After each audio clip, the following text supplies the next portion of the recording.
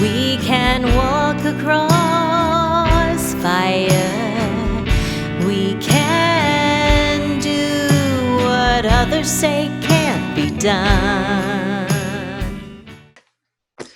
Today's talk is called Increasing Our Capacity. We are containers, every one of us, a container filled with our memories, hopes, and dreams, love and upset, and every experience we've ever had up till now, and now, and now. When I speak of increasing our capacity, I'm talking about increasing the size of our container to hold more of life so that we are not overwhelmed by it and revert to playing small because it feels safer.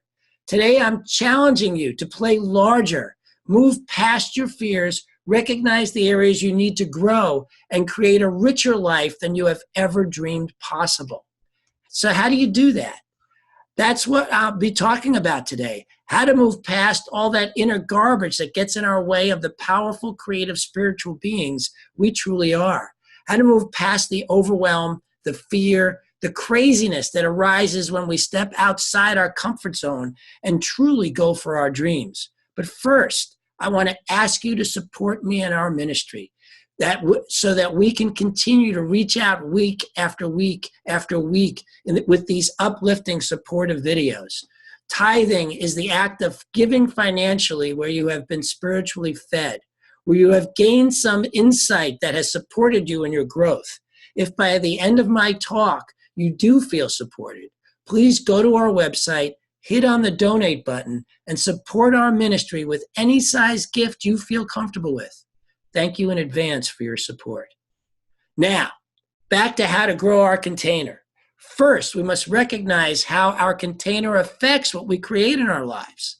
Dr. Holmes, the founder of Science of Mind, not to be confused with Scientology, has a great quote to get us started. There is a law in physics which says that water will reach its own level by its own weight. There is a law in metaphysics corresponding to it. Consciousness will externalize at its own level by its own recognition. We may call this faith, we may call it embodiment, we may call it whatever we will. There is something in the universe which responds and corresponds to our mental states. So what he's saying is that we can only create to the point we believe or embody what's possible.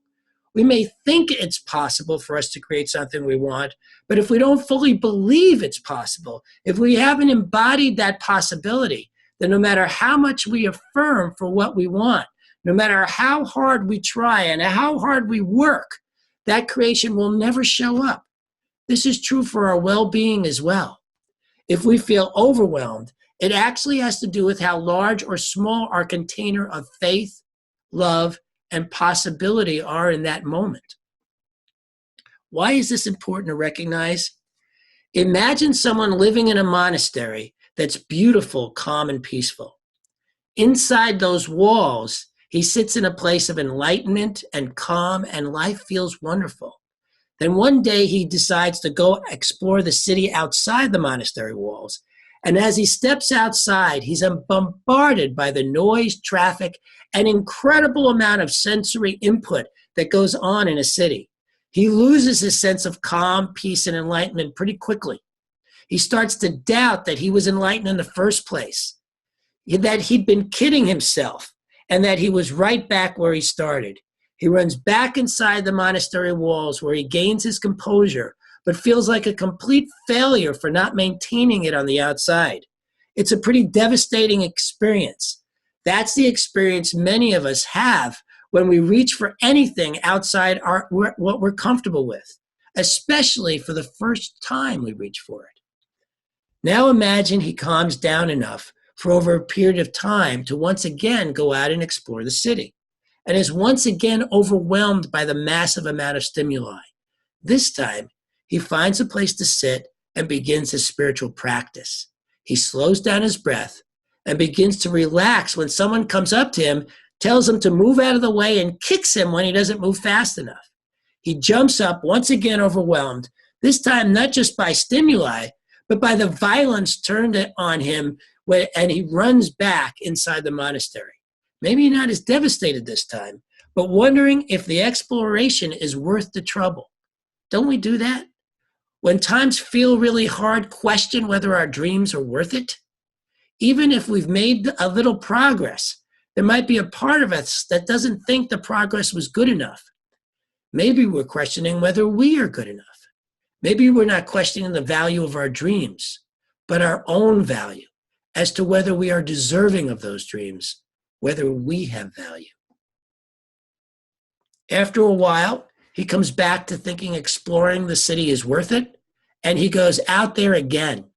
This time, when he sits to do his spiritual practice, he does it with his eyes open. So when someone tells him to move, he's ready and finds a different place to sit.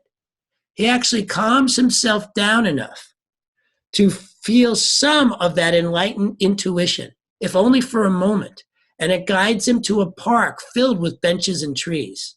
It's centralized, so now he has a place outside the monastery where he can come to find peace and calm each time he loses it to explore the rest of the city. There are setbacks, tough days where he feels lost, but with each adventure, he gains a little more confidence, learns more and more about how to calm his breath in the larger environment, and in the midst of lots going on, ultimately finds his peace and calm in the larger container of the city. That's what's possible with any dream when we are looking beyond our doubts and limiting beliefs. For to grow our capacity is to grow our beliefs to where they are not limiting us anymore, or at least limiting us less and less. Each time we increase our belief in possibility, we increase our capacity. I have watched my capacity of possibility around money grow and grow. My income is almost double this year from last year. But something greater than that has opened for me in the realm of possibility. Up till now, when asking investors to invest in my dreams, the numbers I have asked for have been at a particular level and haven't changed much in quite a few years. I have consistently been able to receive the size of investments and donations that have felt comfortable for my belief about my worth. I decided recently it was time to step out of that comfort zone and ask for a much larger amount than I have ever been comfortable with before.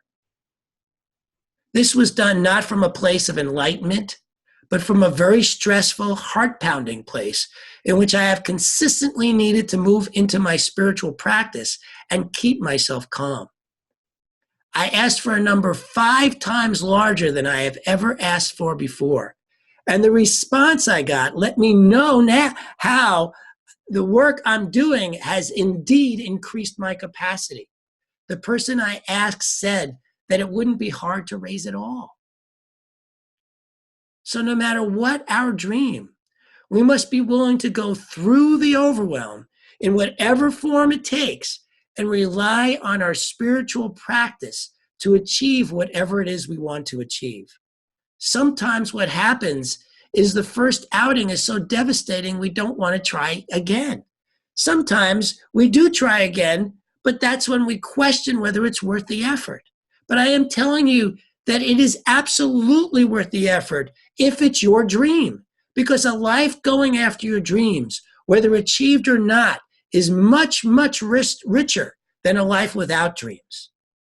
Every time we decide to go after something we do not presently have, the act of going after whatever it is has us step up outside our comfort zone, outside our comfortable container where we can feel enlightened, calm, and peaceful. Once we've stepped outside it, it's like our senses are being assaulted, just like the guy in our monastery example. I've heard folks speak how they feel like they haven't grown at all because the same feelings of overwhelm and upset keep overtaking them time and time and time again. Then when we take a deeper look at what's going on in their lives, it's almost always about stepping into a bigger arena, a larger container with bigger stakes, bigger risks, and bigger mountains to climb.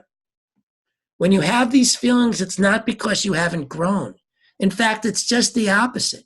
You've grown enough to take on a bigger dream, and that bigger dream is calling you to grow into a bigger container that holds more capacity for the dream you are pursuing. That's the long and the short of what's going on. Your dream is calling you to rise, to grow, to be more than you have ever been before. It's calling you to rely on your spiritual practice to keep you breathing, keep you calm, or at least lead you back to calm. That's what makes our spiritual practice so important in our lives. Our practice is truly the answer to all that ails us. In Science of Mind, we practice a type of affirmative prayer called spiritual mind treatment. It brings us back to who we truly are, powerful, creative spiritual beings whose lives work magnificently. It reminds us that it is through calm assurance that anything is possible, that we are one with a limitlessness that is only limited by ourselves. And the more we can let go of limitations, the more possibility floods into our lives. So open the floodgates. Let the possibilities in. Understand that the bigger the dream, the more you need to lean on that spiritual practice, because that's what grows your capacity and lets your life unfold to its fullest, where life is rich, wonderful, and miraculous. Thank you. I love you. We can build